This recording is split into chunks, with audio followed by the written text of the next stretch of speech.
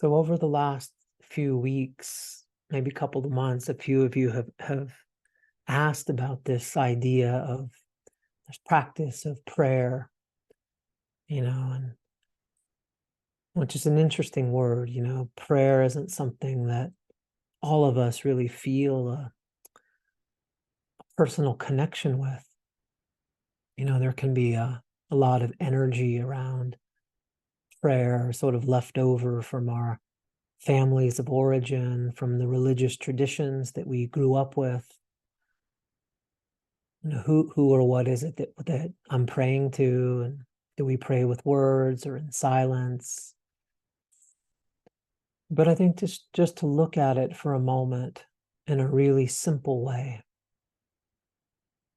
as a way to reach out to the unknown,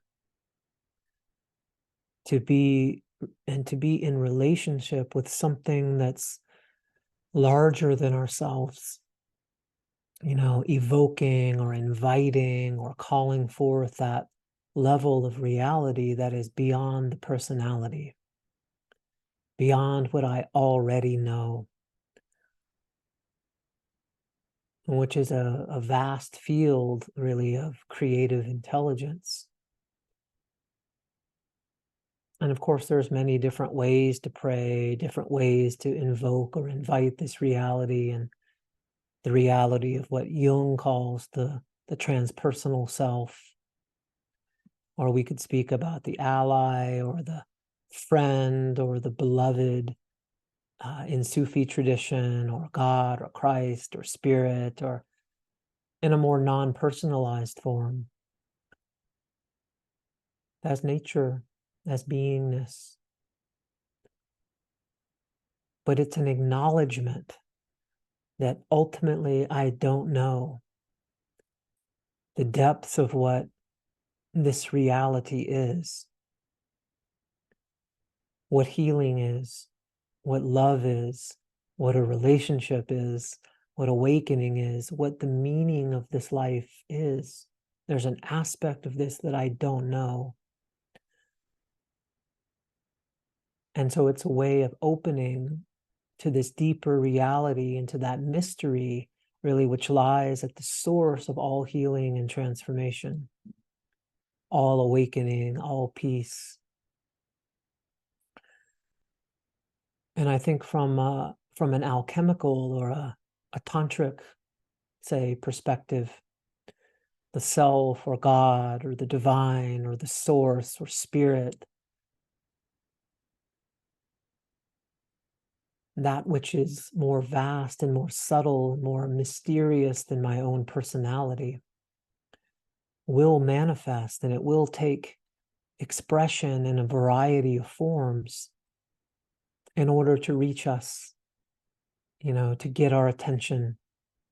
It's a shapeshifter in that way. It's a bit of a trickster. And it doesn't do this to harm us or to take us down, not as an obstacle to our path, but as the path itself.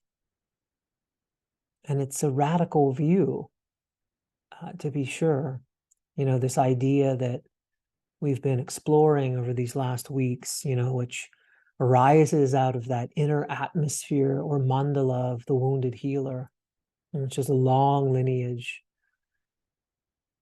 that perhaps some of us on this call, perhaps all of us, are somehow part of this lineage. We might not be able to be here in this course and have it make any sense at all, if not, as to how our wounding, that sensitivity, that shaky tenderness, that groundlessness that we can all feel at times, how all of that can and is, for many of us, serving an initiatory function. It is the path of initiation for us into a deep healing and awakening into the mysteries of life.